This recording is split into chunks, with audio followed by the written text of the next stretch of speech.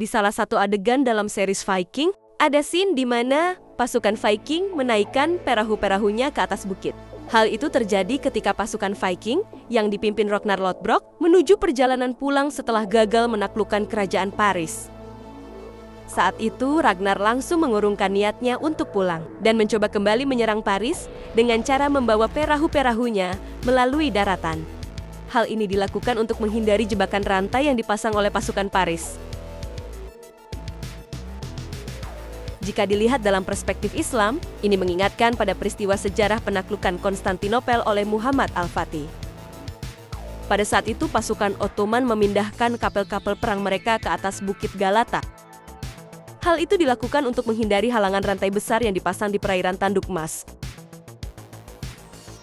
Penyerangan Viking terjadi di tahun 845 Masehi dan 885 sampai 886 Masehi.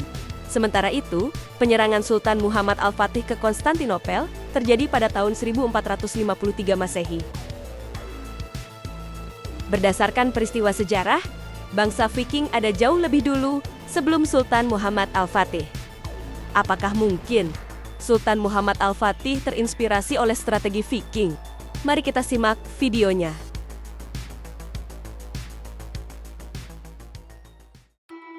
Dikenal sebagai pahlawan laut dan penjelajah berani, bangsa Viking memiliki warisan yang kaya dan cerita menarik di balik sejarahnya. Bangsa Viking berasal dari wilayah Skandinavia yang meliputi negara-negara seperti Norwegia, Denmark, dan Swedia, yang aktif antara abad ke-8 hingga ke-11 Masehi. Bangsa Viking terkenal karena keterampilan mereka dalam pelayaran dan penjelajahan dunia. Sejak abad ke-8 hingga ke-11, mereka menjelajahi Lautan Atlantik, Laut Utara, hingga mencapai wilayah Timur Tengah, Rusia, dan Amerika Utara. Salah satu tokoh Viking terkenal adalah Leif Erikson, yang disebut-sebut sebagai penjelajah pertama yang tiba di Amerika Utara sebelum Christopher Columbus. Untuk membantu navigasi laut, terutama karena bangsa Viking tidak memiliki kompas dan peta modern, mereka mengandalkan pengamatan langit, arus laut, arah angin, serta alat bantu sederhana tapi cerdas untuk menaklukkan lautan.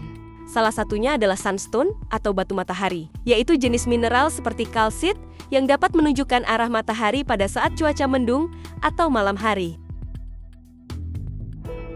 Bangsa Viking tidak hanya menjelajahi dunia, tetapi juga melakukan kolonisasi di berbagai wilayah. Mereka membentuk permukiman di Islandia, Greenland, dan beberapa wilayah lainnya. Meskipun banyak dikagumi karena penjelajahan dan eksplorasinya, bangsa Viking juga terkenal karena serangan dan perampokannya. Mereka seringkali menyerang pesisir-pesisir Eropa untuk merampok harta dan barang berharga, bahkan hingga wilayah yang sekarang menjadi Inggris dan Prancis.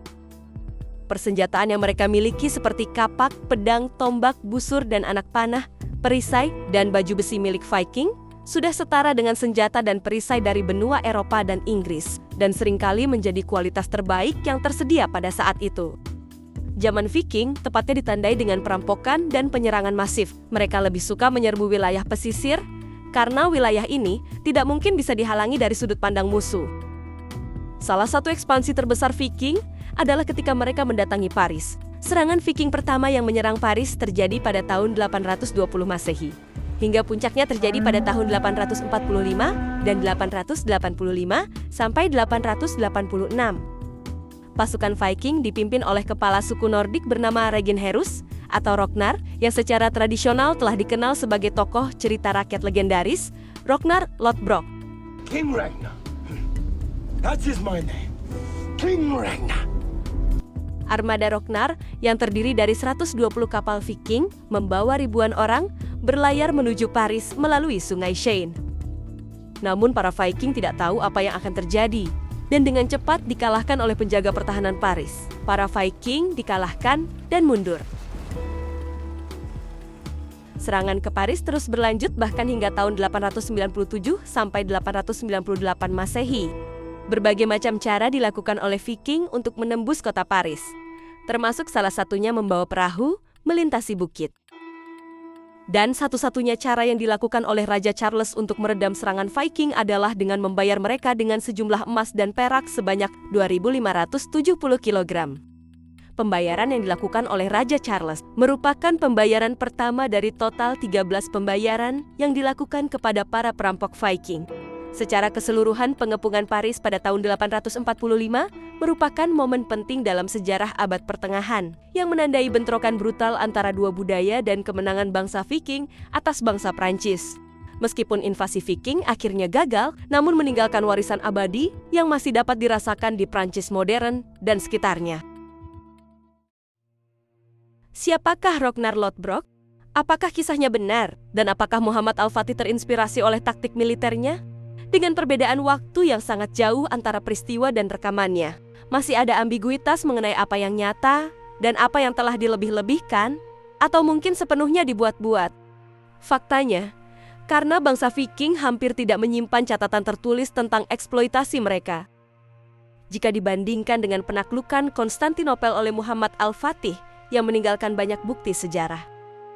Bukti-bukti sejarah tersebut meliputi catatan sejarah, artefak, peninggalan arsitektur, serta strategi perang yang digunakan oleh Sultan Muhammad Al-Fatih. Seperti meriam yang satu ini, The Great Turkish Bombard yang diberikan oleh Sultan Abdulaziz kepada Ratu Victoria pada tahun 1866 sebagai hadiah diplomatik. Dan juga beberapa bagian asli rantai besar yang digunakan oleh Kekaisaran Bizantium untuk menutup akses laut ke Tanduk Emas, disimpan dan dipamerkan di area luar museum atau area pameran Bizantium. Rantai ini membentang dari Menara Galata ke sisi kota Konstantinopel untuk menghalangi kapal musuh masuk ke pelabuhan alami Golden Horn.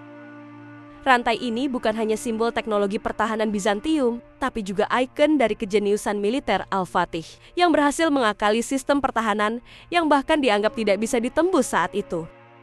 Saat pengepungan tahun 1453, Sultan Muhammad Al-Fatih mengatasi rintangan ini dengan mengangkut kapal lewat daratan berbukit. Dengan jarak waktu sekitar 600 tahun lebih dulu, sebelum Konstantinopel ditaklukkan oleh Muhammad Al-Fatih, serta tidak ada bukti historis langsung bahwa Muhammad Al-Fatih terinspirasi oleh strategi bangsa Viking saat membawa kapal melalui daratan untuk menghindari rantai. Beberapa catatan menyebut bahwa bangsa Viking mengangkut atau menarik kapal melintasi daratan untuk melewati rintangan alami atau jebakan. Taktik ini menunjukkan improvisasi, tetapi tidak ada bukti sistematis atau dokumentasi teknologi rinci tentang teknik mereka. Sementara itu, jika dibandingkan dengan peristiwa serangan Ottoman ke Konstantinopel, Muhammad Al-Fatih mengangkut kapal lewat daratan berbukit sekitar Tanduk Emas karena laut dijaga rantai besi oleh Bizantium. Ini dicapai dengan sistem logistik terorganisir, jalan kayu berlumur minyak, dan pengawasan militer, serta dicatat secara jelas oleh para sejarawan Utsmani dan Eropa. Ini merupakan langkah strategis visioner dalam dunia militer. Walaupun peradaban Islam saat itu maju dan memiliki akses terhadap berbagai sumber sejarah, informasi spesifik tentang taktik Viking tidak banyak dikenal di dunia Islam pada abad ke-15. Muhammad Al-Fatih lebih besar kemungkinannya terinspirasi oleh pengetahuan militer dari Romawi, Persia, dan teknik logistik militer Islam yang telah berkembang jauh lebih sistematis. Muhammad Al-Fatih tidak secara langsung terinspirasi oleh Viking, tetapi taktik mengangkut kapal lewat darat menunjukkan kecerdasan strategis yang serupa, meskipun berasal dari konteks, budaya, dan teknologi yang sangat berbeda.